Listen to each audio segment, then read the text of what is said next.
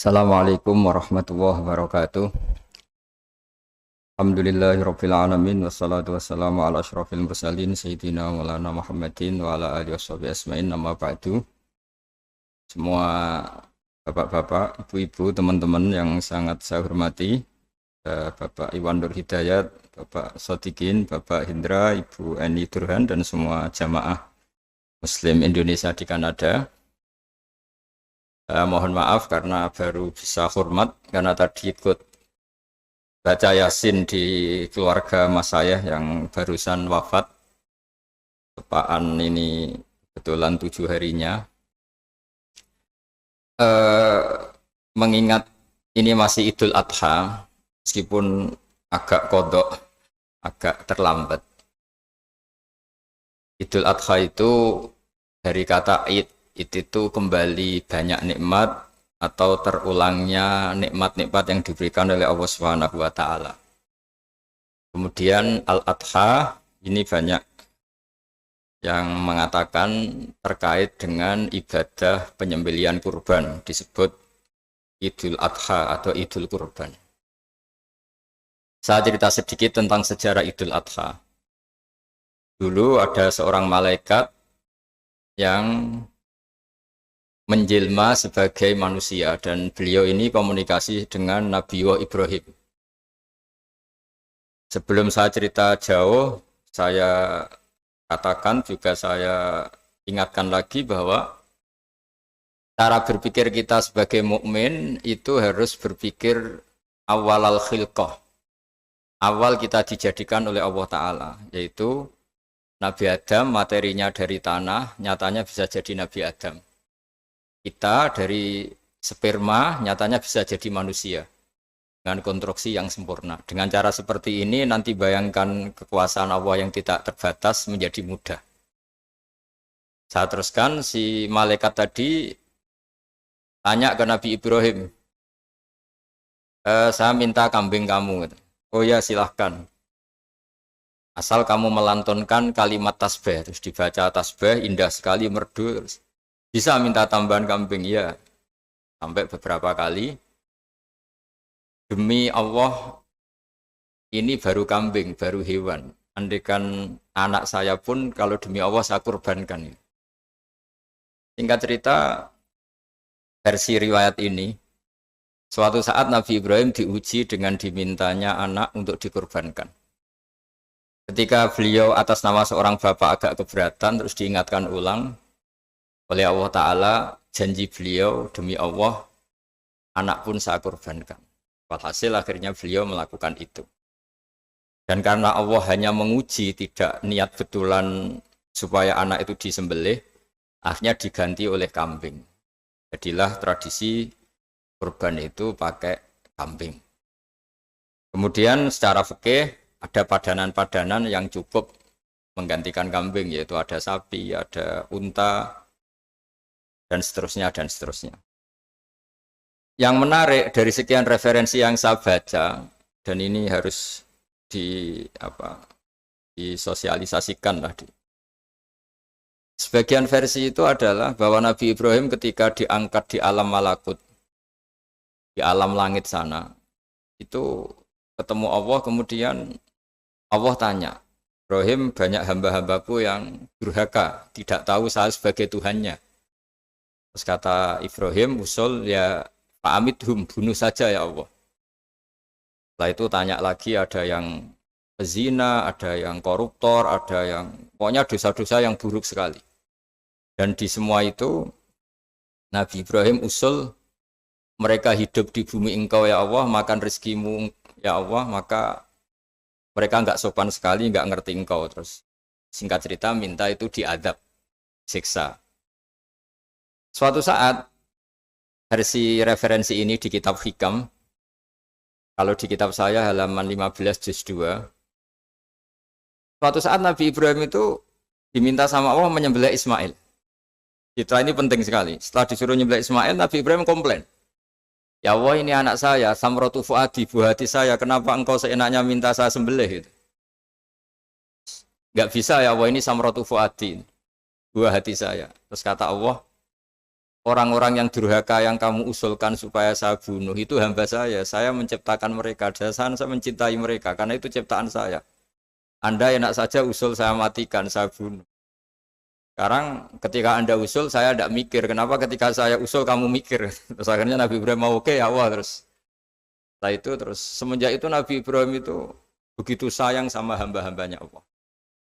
Sehingga dari cerita yang paling masyhur ketika Abu Bakar As-Siddiq begitu lemah lembut sama hamba-hamba Allah yang lain, Nabi Muhammad mensepadankan dalam hal ini sama Nabi Ibrahim, hati kamu sehalus Ibrahim. Yaitu Nabi Ibrahim, beliau akhir-akhir punya komitmen, faman tabi'ani fa innahu minni wa man asani fa innaka ghafurur rahim. Ya Allah, orang yang ikut sunnahku maka jelas bagian dari saya. Dan yang sedang durhaka, wa man asani, saya harapkan fa innaka ghafurur rahim. Engkau Maha Pengampun, Maha Penyayang. Semenjak itu menjadi sunnatan mutaba'ah bahwa agama ini agama rahmatan lil alamin, bahwa melihat kemungkaran, melihat kebodohan, ketimpangan, itu komitmen kita ini membenahin, bukan menghabisin. Melihat kesalahan, komitmen kita ini in uridu ilal islaha mastata'tu. Komitmen kita ini ingin lebih baik, bukan mengacaukan dunia ini. Semenjak itu terus syariat-syariat Islam disebut anit tabi millata Ibrahim Hanifa, bahwa kita mengikuti millahnya Ibrahim. Sebab itu kemudian setelah ini menjadi sunnatan mutaba'ah, bahkan banyak ulama yang berpendapat ketika Rasulullah SAW Mi'raj, itu dari sekian Nabi Ulul Azmi yang enggak ketemu itu Nabi Nuh. Nabi Nuh alaihissalam, padahal termasuk Nabi Ulul Azmi. Itu banyak yang menganalisis karena Nabi Nuh itu pernah berdoa, Rabbi la tadhar alal ardi minal kafirina dayaro. Nabi Nuh adalah Nabi yang pernah cara Jawa maksudno kaumnya, mendoakan buruk sama kaumnya, dan itu tidak manhaj, tidak metode yang Nabi Muhammad disuruh ikut metode itu, tapi Nabi disuruh ikut manhaj atau pola sosiologi, pola dakwah atau pola sosial yang harus mengikuti Nabi Ibrahim anit tabi millata Ibrahim Hanifa. Nabi Ibrahim itu orang yang sangat lemah lembut, yang ngendikan faman tabi'ani fa innahu minni wa man asani fa innaka ghafurur rahim. Sebab itu teman-teman yang di Kanada, yang di mana-mana, kita ngikuti status ilmu hakikat. Di ilmu manusia, negara ini milik Kanada, milik Amerika, milik Eropa misalnya, atau milik mana sajalah. Tapi di status ilmu hakikat, semua itu milik Allah. Sehingga di antara ciri khas Islam adalah kalau dulu agama-agama lain harus salat di tempat peribadatan mereka, Islam mengatakan ju'ilat lanal ardu kulluha masjidan. Semua bumi Allah itu masjid, tempat sujud. Sehingga orang Islam fa'enama adrokatu sholat, kamu kapan saja ketemu waktu sholat, ya sholat. Semua bumi Allah itu tempat sujud. Sehingga suatu saat sahabat yang biasa siaha, biasa hidup di perantauan, Nabi memberi nasihat, al-bilad biladullah wal ibad ibadullah, fahaitsuma asabta khairan fa'akim. Semua negara itu milik Allah, semua hamba dimanapun juga hamba Allah. Kamu di mana saja mendapatkan kebaikan, ya silahkan berdomisili di situ. Saya pernah di Korea, itu asik karena itu yang orang-orang katanya teman-teman, saya ini di rumah itu enggak kiai, Gus. Sering di sawah, sering di Tegal. Gara-gara di Korea jadi mufti gitu. Karena enggak ada kiainya gitu. Jadi orang-orang yang enggak jadi kiai di Jawa, mungkin kalau di luar Jawa atau di luar Indonesia malah jadi kiai gitu.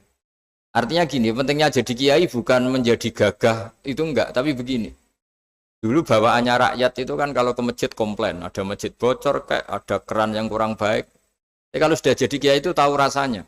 Betapa nata masjid itu susah, ngelola masjid itu susah, nyari imam itu juga susah, melanggengkan jamaah juga susah. Jadi pentingnya jadi kiai itu bukan gagah-gagahan jadi imam, tapi bertanggung jawab atas proses yang berjalan. Jika dulu di antara nasihat bapak saya, bapak itu termasuk orang yang nggak suka sama orang tawadhu, orang yang sopan. Dulu saya juga iskal itu janggal. Kata bapak, wong tawadhu itu apik, orang sopan itu baik. Tapi biasanya itu cara orang menghindari tanggung jawab. Disuruh jadi kiai nggak mau. Tapi kalau ada kiai salah komplain itu. Disuruh jadi menteri nggak mau. Kalau ada menteri salah komplain itu.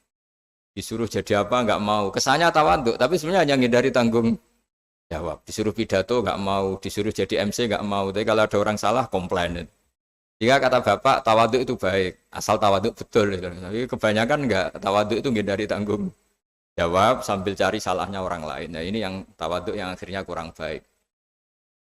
Nah teruskan, jadi Nabi Ibrahim ini panutan yang luar biasa. Beliau adalah orang yang alami sekian proses sosial yang akhirnya diakui sebagai Khalilur Rahman, orang yang sangat dicintai Allah Ta'ala. Di antara sebab dicintainya Nabi Ibrahim adalah seperti yang dialami Nabi Adam. Nabi Adam ketika turun di bumi, itu keresahan pertama itu bukan karena kurang makanan atau kurang minuman, itu enggak. Beliau turun di bumi, mendapati bangsa yang lain, kalau dalam kitab disebut Banul Jan. Itu dia janggalnya Masya Allah. Ini orang makhluk-makhluk ini kok tidak kenal sama Allah yang menciptakannya. Kan aneh ya kalau kita hidup di Kanada terus nggak tahu PM-nya siapa, Perdana Menterinya siapa, kita hidup di Indonesia nggak tahu presidennya siapa. Itu kan aneh. Kita hidup di kampung nggak ngerti lurahnya siapa aja aneh. Ini hidup di buminya Allah kok tidak tahu Allah itu siapa. Nggak pernah menyebut Allah. Padahal harusnya yang paling dikenal pertama itu ya zat yang menciptakan kita, menciptakan langit bumi dan sebagainya. Sehingga beliau itu gerutu itu komplain. Ya Allah ini enggak fair dunia ini, engkau yang menciptakan, engkau yang memberi rezeki, kemudian mereka enggak kenal engkau. Ini kata Nabi Adam alaihissalam. Barokahnya komplain itu, jadi komplain itu yang diridhoi Allah juga banyak. Akhirnya Allah meridhoi Nabi Adam, dosa-dosanya, salahnya itu diampuni. Ya ukuran seorang nabi beliau dianggap salah itu diampuni karena keresahan beliau itu takut Allah nggak dikenal. Nah, masjid yang di Kanada di Montreal juga ketakutan kita ini jangan sampai orang Islam tidak punya tempat ibadah. Meskipun setelah punya tempat ibadah, ketakutan kita jangan-jangan ibadahnya tidak sesuai sunnah Rasul. Setelah sesuai sunnah Rasul kita takut lagi, jangan-jangan memaksa sesuai tapi karena ingin benar. Dan setelah ingin benar, takutnya secara tasawuf ngimani kebenaran itu. Bukan ngimani rahmatnya Allah, tapi ngimani kebenaran itu. Akhirnya jadi ujub. Ujub itu bangga amal diterima karena kebaikannya, bukan karena fadlnya Allah, karena anugerah. Nah ketakutan-ketakutan ini khas orang soleh. Orang soleh itu kalau nggak sholat takut. Setelah sholat takut nggak sesuai syarat rukun. Setelah sesuai semua takut iktimat alal amal. Membanggakan kebenaran, tapi bukan membanggakan luasnya rahmatnya Allah Ta'ala. Sehingga di luar ilmu fikih ada ilmu namanya ilmu tasawuf, ilmu yang mengelola hati.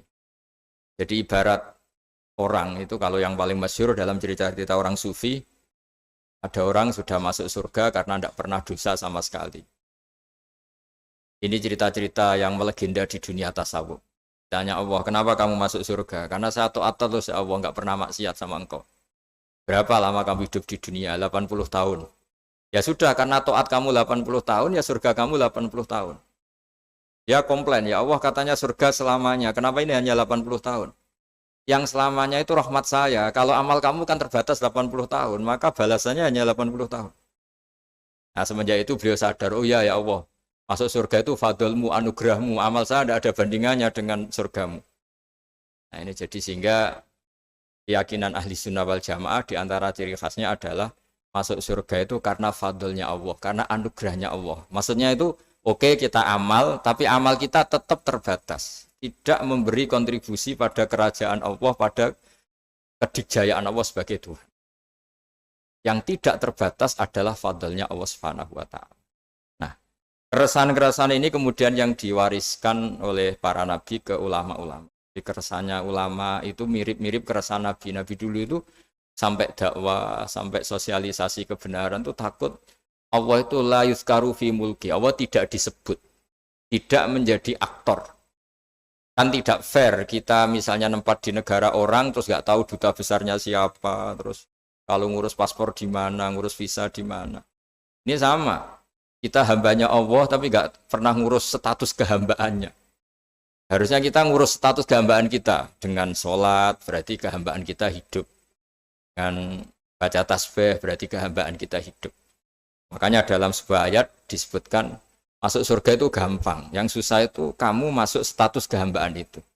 Makanya disebut ya aja Tuhan nafsul mutmainnah irji'i ila rabbiki radiyatan mardiyah. Pertama apa? Fadkhuli fi ibadi.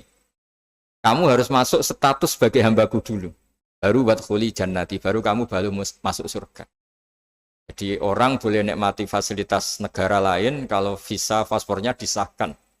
Orang boleh masuk surga kalau status kehambaannya disahkan oleh Allah Subhanahu wa taala. Nah, lalu status kehambaan itu dimulai dari mana? Secara fisik kita sujud. Anggota tubuh yang begitu terhormat namanya kepala kita tundukkan kepada Allah taala. Hati kita, akal kita yang ingin menguasai dunia misalnya, ambisi itu kita kalahkan untuk hanya tunduk kepada aturan-aturan Allah Subhanahu wa taala. Kekhawatiran kita akan menghadapi alam akhirat, nah ini yang penting. Nanti setelah kita mati kayak apa, jadi debu, jadi tanah, lalu bangkit kita gimana? Sebagaimana mukadimah saya, ingatlah an-nas'atil ula. Ingatlah penciptaan pertama, bahwa Allah punya reputasi menciptakan Nabi Adam dari tanah, dan di tubuh Nabi Adam itu tersimpan calon generasi berikutnya ila yaumil qiyamah. Kayak apa susahnya bikin Nabi Adam kalau andikan kita boleh berpikir. Bikin satu master manusia yang akan melahirkan manusia seluruh dunia. Ibaratnya chipnya itu sudah ada di punggung Nabi Adam. Dan itu materinya dari tanah. Dengan berpikir gitu, maka ketika kita meninggal, sudah jadi tanah, kembali lagi jadi manusia adalah hal yang mudah. Karena Allah punya reputasi menciptakan manusia super, yaitu Nabi Adam dari tanah. Jika setiap kali kita iskal janggal terhadap kekuasaan Allah, kata Allah Ta'ala, Qul yuhihal ladzi ansha'aha awwala marrah. Kalau kamu janggal terhadap kemampuan saya, kemampuan kami menghidupkan tulang belulang yang sudah rapuh, sudah hancur, maka ingatlah reputasi saya, kata Allah, reputasi kami menciptakan Adam dari tanah. Ya, para nabi itu, ini semoga teman-teman yang di Kanaja masih ingat betul iman yang dilatih para guru kita di Jawa, di Indonesia. Para nabi itu saking imannya sama Allah, itu tidak ada, sampai kasarnya itu nggak tahu bedanya antara hal itu masuk akal maupun tidak. Saya beri contoh begini, kalau dalam ilmu tauhid, dan ini harus kita latih terus sampai ketemu Allah Ta'ala. Ketika telur jadi ayam, itu sebetulnya itu kita juga tidak ikut mampu bikin telur jadi ayam. Tapi berhubung sering terjadi, kita bilang telur jadi ayam itu mungkin. Mungkin itu ya mungkin sering terjadi. Padahal sering terjadi ini juga tidak yang jenis kita ikut berkontribusi. Lalu ketika sering terjadi ini kita bilang itu mungkin. Padahal saat kita bilang mungkin, juga hakikatnya kita tidak ikut menciptakan telur menjadi ayam. Lalu karena seringnya telur jadi ayam, kita bilang telur jadi ayam itu mungkin. Mungkin itu gak muhal. Begitu juga bebijian, nanti jadi pohon besar yang rindang, yang berbuah, kita katakan mungkin. Kenapa kita katakan mungkin? Karena itu sering terjadi. Toh kita pun tidak ikut menciptakan biji jadi pohon besar, telur jadi ayam. Artinya apa? Zaman sesuatu itu sering terjadi, kita pun sebetulnya tidak pernah ikut menciptakan. Hanya menyaksikan sering, terus kita bilang itu mungkin. Tapi kita tidak memberi kontribusi sama sekali. Semua itu karena kudrohnya Allah, kemampuan Allah. Lalu ketika ada orang yang bilang batu ini bisa melahirkan unta, kita bilang muhal, batu itu tidak mungkin melahirkan unta. Tapi kalau seorang nabi itu nggak tahu bedanya antara batu melahirkan unta dengan indukan unta melahirkan unta. Karena nabi-nabi itu makomnya sudah sangat tinggi. Ketika unta induk melahirkan unta juga tidak atas kemampuan unta induk. Unta induk tidak punya kemampuan menciptakan unta. Juga karena kudrohnya Allah Ta'ala. Sehingga kalau batu mengeluarkan unta juga mungkin kalau Allah menghendaki. Hingga ketika Nabi Soleh diminta kaumnya, apa bukti engkau Nabi? Tunjukkan ayat kalau engkau Nabi. Yang kamu minta apa? Seekor unta keluar dari batu besar ini. Nabi Soleh dengan entengnya berdoa sama Allah dan keluarlah unta keluar dari batu. Nah itu makom yang paling tinggi. Makom paling tinggi itu kita mendudukkan Allah sebagai zat yang tidak terbatas kudrohnya. Hingga para nabi itu terus punya mukjizat. Nah, mukjizat itu mengingatkan ulang bahwa Allah itu tidak terbatas kemampuannya. Bagaimana unta keluar dari batu besar zaman Nabi Soleh, zaman Nabi Muhammad air keluar dari jemarinya Rasulullah SAW, Nabi Ibrahim dibakar tidak mempan, tetap sehat, tetap bugar. Karena semua ini sebagai bukti bahwa kudrahnya Allah tidak terbatas. Nah, iman-iman seperti ini harus kita jaga. Apapun rasionalitas kita, dan meskipun kita selalu rasional, tetap menyisakan iman bahwa kudrah Allah itu tidak terbatas. Sehingga ketika ada cerita kematian orang soleh itu ditangisi langit dan bumi, kita tidak usah iskal, tidak usah jangkal, masa bumi bisa menangis? Karena kita yang sekarang bisa nangis adalah materinya dari tanah, materinya dari bumi. Terus iman ini kita jaga sehingga kalau kita yasinan, masih ingat, Allah kalau mengingatkan kudrahnya yang tidak terbatas, manusia disuruh ingat, qul yuhyihalladzi ansha'aha awwala marrah. Kamu harus ingat bahwa Allah itu yang menghidupkan kamu, menghidupkan semuanya ketika kamu belum menjadi seperti ini. Jadi intinya itu kita ingat meskipun telur itu lazim jadi ayam, tetap tidak karena kudrahnya ayam itu, tapi karena kudrahnya Allah. Indukan unta melahirkan anak unta juga bukan kemampuan indukan unta, karena ini juga makhluk yang lemah, tapi juga kemampuan Allah Subhanahu wa Ta'ala. Jika dengan demikian, kita termasuk hamba Allah sesuai target yang diingatkan Allah. Falamma tabayyana lahu qala a'lamu annallaha ala kulli syai'in qadir. Hamba Allah yang baik adalah hamba ketika menyaksikan fenomena apapun, semua itu li ta'lamu annallaha ala kulli syai'in qadir wa annallaha qad ahata bi kulli syai'in ilma. Apapun di alam raya ini, semuanya itu bukti bahwa Allah ala kulli syai'in qadir, Allah kuasa dan Allah meliputi semua makhluknya dalam pandangannya, dalam pantauannya. Jadi saya mohon teman-teman yang di Montreal, yang di Kanada, juga di manapun harus ingat status hakikat bahwa al-bilad biladullah wal ibad ibadullah fahaitsuma asabta khairan fa'akim. Negara hakikatnya milik Allah, semua hamba juga milik Allah. Di mana saja kamu berada dan menemukan kebaikan, silahkan hidup di situ. Tentu dengan sosialisasi yang baik, baik dengan non-muslim maupun dengan muslim. Karena Allah mengajarkan wa qulu linnasi husna. Ajaran Islam adalah rahmatan lil alamin, rahmat bagi semua. Tentu tidak henti-hentinya kita menjelaskan kebenaran yang diinginkan oleh Allah Subhanahu wa Ta'ala. Saya kira demikian karena saya juga ini di sini sudah malam.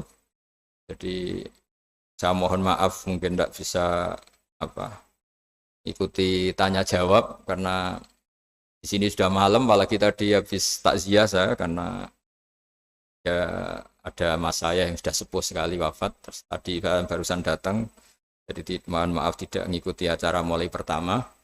Tapi saya mohon ayat-ayat Quran yang saya terangkan tadi bahwa untuk mensifati Allah kudrahnya tidak terbatas, ingatlah bahwa kita yang secerdas ini, yang sehebat ini, kita semua manusia yang cerdas begini, matanya bisa melihat, hatinya bisa merenung, otaknya bisa berpikir cerdas, itu dari materi tanah. Dan Allah mampu.